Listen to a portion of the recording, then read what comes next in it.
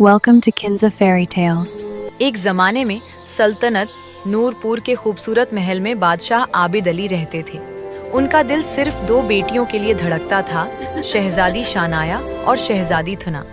शानाया बड़ी थी, 20 बरस की, कद बुलंद, चेहरा चांद की तरह गोरा, आंखें गहरी सियाह जिनमें समंदर की गहराई थी, और दिल इतना नर्म कि महल की सबसे छोटी नौकरानी भी उससे अपनी तकलीफ कह देती थी। थुना 18 बरस की, छोटी सी, हमेशा हिंसती रहने वाली, गालों पर गहरे गड्ढे और बहन का हाथ छोड़ने का नाम ही नहीं लेती थी। दोनों बहनों की माँ मलका आमना 10 साल पहले एक हादसे में चल बसी थी। बादशाह ने दूसरी शादी नहीं की थी, मगर महल की देखभाल के लिए एक दूर की रिश्तेदार मलका रखसार को बुलाया था। रखसार महल में रहती थी, मगर उसका दिल हसद से भरा था। वो चाहती थी कि तख्त उसके भाई के बेटे को मिले, जो इस वक्त बादशाह का दौर का रिश्तेदार था। एक रात जब बारिश जोरों पर थी और बजली कड़क रही थी, मुल्का रखसार ने बादशाह के कमरे में जाकर एक साजिश की। उसने बादशाह को जहर मिला शरबत पिलाया। बादशाह बस्तर पर गिर पड़े। डॉक्टरों ने कहा कि बादशाह जिंदा तो हैं, मगर होश में नहीं आएंगे। महल में सोग छा गया। रखसार ने फौरन ऐलान कर दिया कि अब वो ही सल्तनत की नगहबान है। शानाया और थुना को महल के एक कोने में बंद कर दिया गया। शानाया ने थुना को सीने से लगाकर रोते हुए कहा, थुना जान, अब हमारे पास कोई नहीं, मगर हम दोनों एक दूसरे के साथ हैं। ये याद रखना, हम कभी हार नहीं मानेंगी। थुना ने आंसू पूंछते हुए कहा, बहन, बापू को कुछ हो गया है ना? मलका अम्मी क्यों इतनी सख्त हो गई हैं? वो तो पहले भी हमें पसंद नहीं करती थी। शानाया ने गहरी सांस ली। हमारे लिए सबसे बड़ी ताकत हमारा प्यार है। हम बापू के लिए दुआ करेंगे और एक दिन सब ठीक हो जाएगा। अगले दिन सुबह मलका रखसार ने महल के दरबार में ऐलान किया कि शानाया और थुना अब महल की नौकरानियों की तरह काम करेंगी। शानाया को बाग की देखभाल, थुना को बावर्ची खाने में काम सौंपा गया। दोनों बहनें चुपचाप काम करने लगे। शानाया रोजाना महल के पछवाड़े के बाग में फूलों को पानी देती, जहां माँ की याद में एक छोटा सा पत्थर का मुजस्मा था। वो वहां बैठकर रोती और दुआ मांगती। एक दिन जब शानाया बाग में काम कर रही थी, एक घोड़सवार आया। वो शहजादा उमरान था, पड़ोसी सल्तनत रोशनीवादी का शहजादा।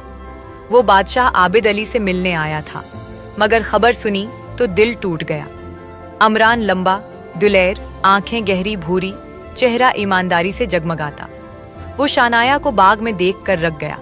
शानाया गंदे कपड़ों में थी, बाल बिखरे हुए, मगर उसकी आंखों में वही रोशनी थी जो उमरान को कभी नहीं भूली थी। उमरान ने आहिस्ता से पूछा, क्या आप शहजादी शानाया हैं? शानाया ने चौंक कर देखा। जी, मगर अब मैं सिर्फ शानाया हूँ। आप कौन? उमरान ने गहरी सांस ली। मैं उमरान हूँ, मैं आपके वालिद से मिलने आया था। मगर अब ये सब क्या हो गया?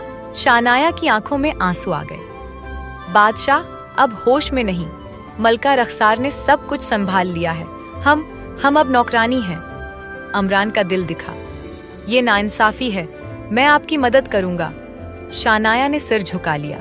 शुक्रिया, मगर हमारी मदद कोई नहीं कर सकता। बस हम दोनों बहनें एक दूसरे के साथ हैं।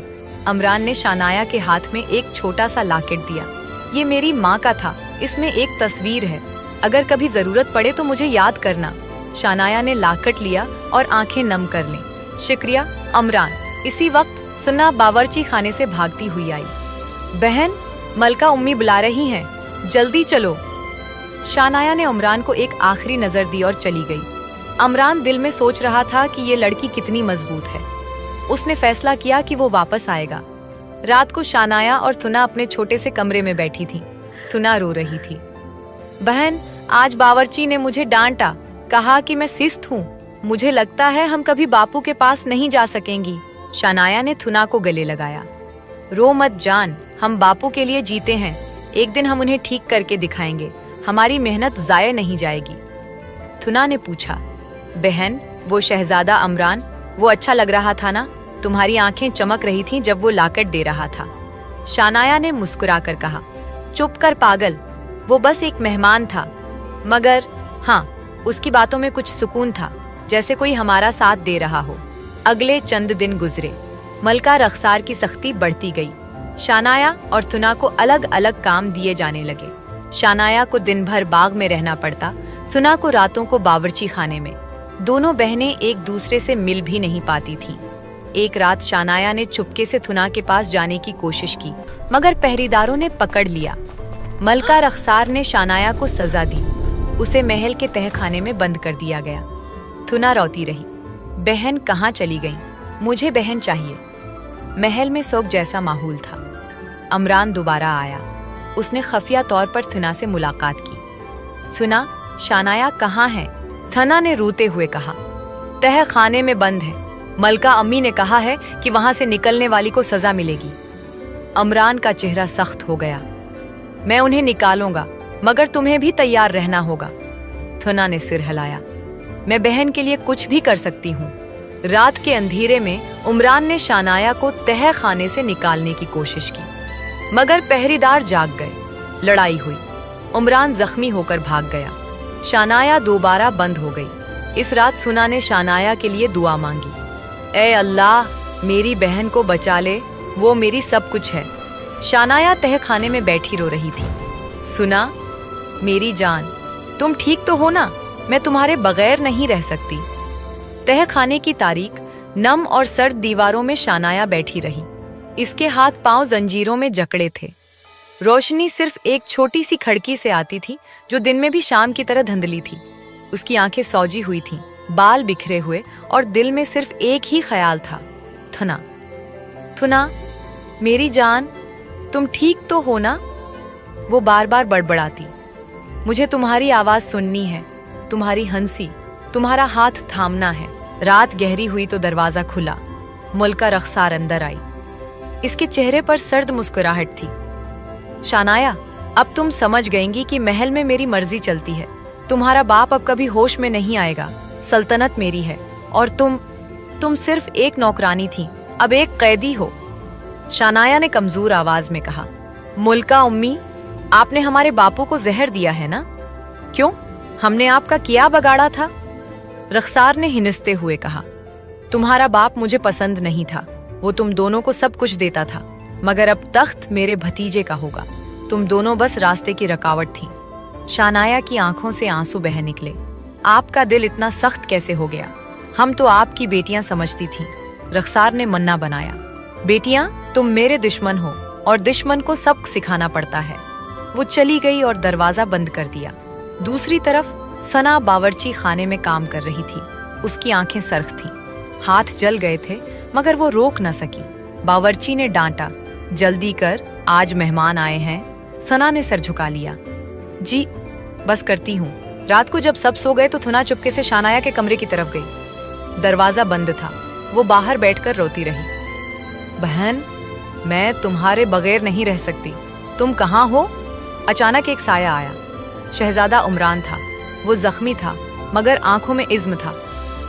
थुना, चुप रहो, मैं शानाया को निकालने आया हूँ। थुना ने चौंक कर देखा। शहजादा साहब, आप जख्मी हैं? अमरान ने मुस्कुरा कर कहा, ये जख्म शानाया के लिए कुछ भी नहीं। तुम तैयार हो? थुना ने सर हिलाया। मैं बहन के लिए जान भी दे सकती हूँ। अमरान ने पहरेदारों को चुकमा दिया। एक छोटा सा दरवाजा खुला, जो तह खाने की तरफ जाता था। वो अंदर गए। शानाया जंजीरों में बैठी थी। जब उसने अमरान को देखा तो आंखें फैल गईं। अमरान, आप? अमरान ने तेजी से जंजीरें खोली। शानाया, अब घबराना नहीं, हम तुम्हें यहां से ले जाएंगे। शानाया ने कमजोर आवाज में कहा, सुना, मेरी थना कहाँ है?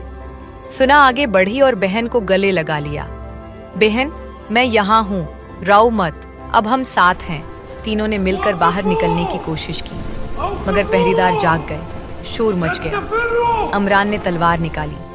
सुना, शानाया को लेकर भागो, मैं रोकता हूँ। थुना ने शानाया का हाथ पकड़ा। दोनों भागे। अमरान ने पहरेदारों से लड़ाई की। एक तलवार का वार उसके कुंधे पर लगा। खून बहने लगा, मगर वो रका नहीं। दोनों बहनें महल के पछवाड़े के बाग तक पहुंचे।